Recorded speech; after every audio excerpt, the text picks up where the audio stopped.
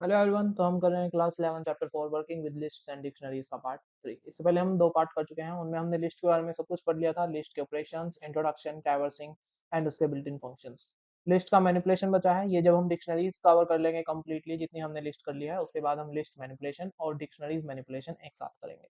तो आज हम स्टार्ट करते हैं इंट्रोडक्शन टू डिक्शनरीज से। डिक्शनरी क्या है? एक डाटा टाइप है। जैसे लिस्ट एक डाटा टाइप था और वो किसके अंदर आता था? सीक्वेंसेस डाटा टाइप के अंदर आता था। जो डिक्शनरी है वो मैपिंग डाटा टाइप के अंदर आता है। जो मैपिंग है यहाँ पर किस चीज़ की मैपिंग की जाती है? जो कीज़ हैं उनकी वैल्यू से मैपिंग की जाती है। जो भी डिक्शनरीज़ में एलिमेंट होता है, यहाँ पर हम उसको एलिमेंट नहीं बोलते, आइटम बोलते हैं।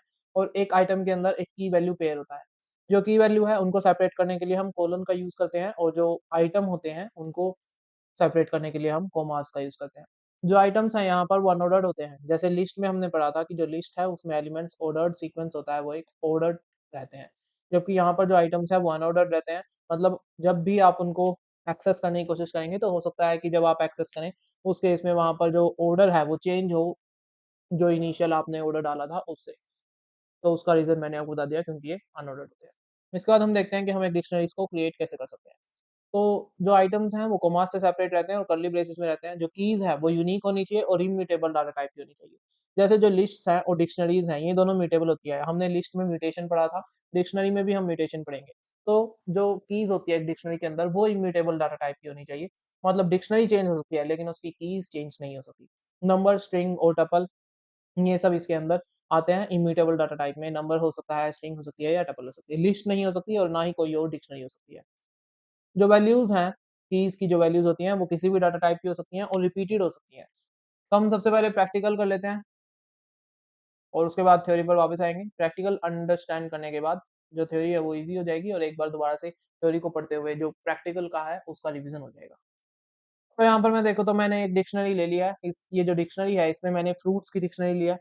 जो कीज़ हैं वो मैंने फ्रूट्स के नेम लिए हैं और उसके आगे उनके प्राइसेस लिखे हैं। जैसे एप्पल, उसके आगे जो उसकी वैल्यू है वो मैंने उसका प्राइस लिखा है 180। मैंगो, उसके आगे उसका प्राइस लिखा है 120। स्ट्रॉबेरी, उसके आगे उसका प्राइस लिखा है 150। फिर प्लम लिया है मैंने, उसके आगे 90 एंड फिर गुआवा और फिर 50। ये हमारे पास यहाँ पर 5 आइटम्स हैं। ये हमारे पास 5 कीज़ हैं, Apple, mango, strawberry, plum and guava, और इनकी 5 वैल्यूज़ हैं 180, 120, 150, 90 एंड 50। हम यहाँ पर एक एम्प्टी डिक्शनरी भी बना सकते हैं, जिसमें हम बाद में कोई एलिमेंट्स डालना चाहें, बाद में आइटम्स का यूज़ करना चाहें, उसके अंदर ऐड करना चाहें। तो उसके लिए हम क्या करते हैं, डिक्शनरी का नाम लिखते हैं और कर्ली ब्रेसेस लगा देते हैं। इसके अंदर कोई भी आइटम नहीं है, तो ये क्या है, एक एम्प्टी डिक्शनरी है। अगर जो मैं इसको प्रिंट करवाने की कोशिश करूँ, तो मैं लिखूँगा प्रिंट डिक्शनरी 2। तो इस केस में क्या आएगा, इस केस में एम्प्टी डिक्शनरी मुझे शो होगी, that is only curly braces. तो हमने यहाँ पे डिक्शनरी को क्रिएट करना सीखा। हमने उसके बाद डिक्शनरी को प्रिंट करना भी सीख लिया। सिंपली प्रिंट लिखेंगे और डिक्शनरी का नाम लिखेंगे तो हमारे पास जो डिक्शनरी है वो प्रिंट हो जाएगी। इसके बाद हम देखते हैं कि हम आइटम्स को एक्सेस कैसे कर सकते हैं डिक्शनरी के अंदर। जब भी हम सीक्वेंसेस डाटा टाइप करते हैं, जैसे हमने लिस्ट के लिए किया था, वहाँ पर हम क्या करते हैं, इंडेक्सिंग का यूज़ करते हैं।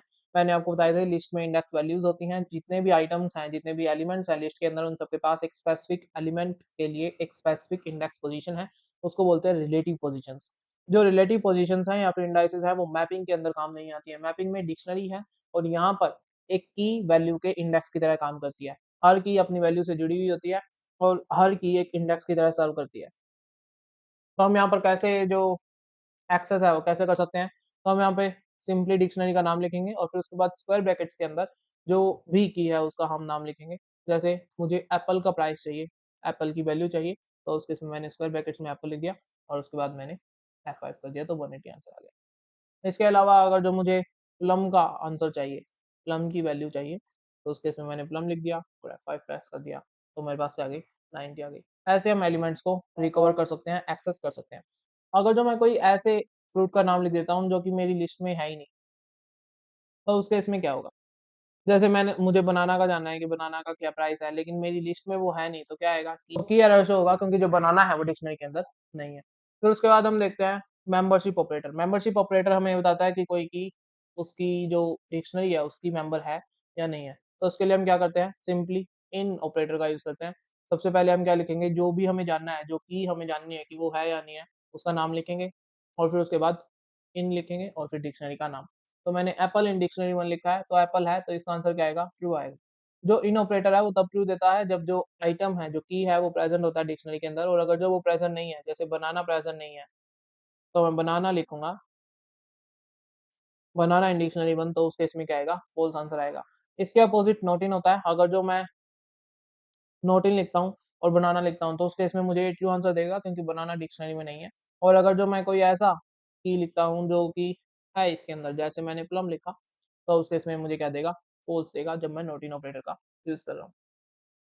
हमने यहाँ पे मेंबरशिप ऑपरेशन कर लिया है, इसके बाद हम देखते हैं म्यूटेशंस। तो जो डिक्शनरीज़ हैं वो म्यूटेबल होती हैं। डिक्शनरीज़ के अंदर हम कोई न्यू एलिमेंट ऐड भी कर सकते हैं और एक एक्जिस्टिंग आइटम को मॉडिफाई भी कर सकते हैं। सबसे पहले हम देखते हैं हम एक न्यू आइटम को ऐड कैसे कर सकते हैं।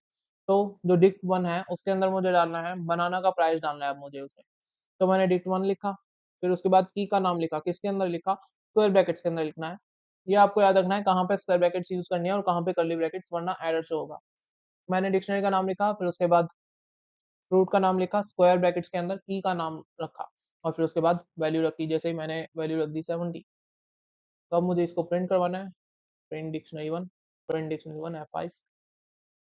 ये न्यू मेरे पास डिक्शनरी आ गई है, इसमें लास्ट में बनाना भी ऐड हो गया है। या फिर अगर मैं चाहता हूँ कि कोई एक्जिस्टिंग है वो मॉडिफाई हो जाए, तो मैंने क्या किया, सिंपली यहाँ पे डिक्शनरी 1 में मैंने एक न्यू जो की है, जो ऑलरेडी एक्जिस्टिंग की है उसको लिखा और उसकी न्यू वैल्यू रख दी, तो वहाँ पर जो क्या होगा वो अपडेट हो जाएगी। तो यहाँ पर अब क्या हो गया, प्लम 70 हो गया। तो ऐसे हम मॉडिफाई कर सकते हैं एक एक्जिस्टिंग आइटम को, और मैंने ऐड करना भी आपको बता दिया। अब इसके बाद हम करते हैं ट्रैवर्सिंग। जो ट्रैवर्सिंग होती है वो मैंने आपको लिस्ट में बताई थी कि हम फॉर लूप से ट्रैवर्सिंग कर सकते हैं, और आपके सिलेबस में फॉर लूप्स ही हैं। व्हाइल लूप से भी कर सकते हैं, लेकिन सिलेबस में व्हाइल लूप्स नहीं है, तो मैं व्हाइल लूप से नहीं बताऊँगा। सिर्फ फॉर लूप से हम करेंगे। जो डिक्शनरी की ट्रैवर्सिंग होती है उसमें हम फॉर लूप्स यूज़ कर रहे हैं, तो सबसे पहले फॉर, फिर उसके बाद कोई भी कंट्रोल वेरिएबल, इस केस में मैं की ले रहा हूँ, मैंने की को एज़ अ कंट्रोल वेरिएबल ले लिया और उसके बाद मैंने dict1 लिख दिया, दैट इज़ डिक्शनरी का नाम। इसके बाद मैं क्या लिखूँगा, इसके बाद मैं प्रिंट लिखूँगा जो मुझे प्रिंट करवाना है। मुझे प्रिंट क्या करवाना है, सबसे पहले तो की प्रिंट करवानी है जो भी की है। उसके बाद मुझे कोलन चाहिए, क्या करूँगा, कोलन को कोटेशंस के अंदर रखूँगा ताकि वो एग्ज़ैक्टली आ जाए, और फिर उसके बाद मुझे वैल्यूज़ चाहिए। तो वैल्यूज़ के लिए हम क्या करते हैं, वैल्यूज़ के लिए हम की का यूज़ करते हैं, तो मैंने की लिख दिया। अब यहाँ पर मैं F5 प्रेस करूँ, तो यहाँ पर क्या आ गई, ट्रैवर्सिंग हो गई। एक और मेथड होता है फॉर लूप्स के अकॉर्डिंग ही, फॉर लूप्स के अकॉर्डिंग ही एक और जो मेथड है मैं वो भी आपको समझा देता हूँ। 2 कंट्रोल वेरिएबल ले लिए हैं, उसके बाद इन किसमें लिए हैं, ये आइटम्स के अंदर। आइटम्स जब भी हम शो करवाते हैं, एक्सेस करवाते हैं, तो वहाँ पर की और वैल्यू दोनों आते हैं। तो मैंने 2 कंट्रोल वेरिएबल ले लिए और वो 2 कंट्रोल वेरिएबल यहाँ पे प्रिंट हो जाएँगे। तो मैंने F5 प्रेस किया, उसके बाद क्या आ गई, ट्रैवर्सिंग कंप्लीट हो गई। तो मैंने आपको प्रैक्टिकली हर चीज़ बता दी है, अब इसके बाद हम इनको एक बार दोबारा रिवीजन कर लेते हैं थियोरेटिकली। तो हम एक्सेस कैसे करेंगे आइटम्स को डिक्शनरी में? एक्सेस करने के लिए डिक्शनरी में हम कीज़ का यूज़ करते हैं, जबकि जो सीक्वेंस डाटा टाइप्स होते हैं वहाँ पर हम रिलेटिव पोज़ीशंस या फिर इंडाइसेस का यूज़ करते हैं। जो मैपिंग है उसके अंदर रिलेटिव पोज़ीशंस या इंडाइसेस यूज़ नहीं होती हैं। यहाँ पर की यूज़ होती है और की इंडेक्स की तरह सर्व करती है और एक वैल्यू से जुड़ी हुई होती है। अगर जो की डिक्शनरी में प्रेज़ेंट नहीं है, तो हमें की एरर आता है। इसके बाद अब मेंबरशिप ऑपरेशन देखें, तो इन ऑपरेटर जब हम यूज़ करते हैं, तो तब ट्रू आता है जब जो की है वो डिक्शनरी में प्रेज़ेंट होती है, और फ़ॉल्स तब आता है जब की एब्सेंट होती है। और अगर जो हम नॉट इन ऑपरेटर यूज़ करते हैं, तो ट्रू तब आता है जब की एब्सेंट होती है, और फ़ॉल्स तब आता है जब की प्रेज़ेंट होती है। फिर उसके बाद हमने म्यूटेशन किया, हमने एक न्यू आइटम को ऐड भी किया और मॉडिफाई भी किया। एक एक्सिस्टिंग डिक्शनरी में जो की वैल्यू पेयर है उसको सिर्फ ओवरराइटिंग करने से मॉडिफाई किया जा सकता है, जो मैंने आपको बताया था। इसके बाद हमने ट्रैवर्सिंग की, ट्रैवर्सिंग में हमने फॉर लूप्स का यूज़ किया और इसमें हमने दोनों मेथड्स लगाए जो मैंने आपको दोनों मेथड्स बताए। तो आज की क्लास यहीं पे खत्म होती है। हमने इंट्रोडक्शन टू डिक्शनरीज़, ट्रैवर्सिंग का डिक्शनरी कर लिया है। नेक्स्ट क्लास में हम dictionary methods and built in functions करेंगे। Thank you everyone, god bless.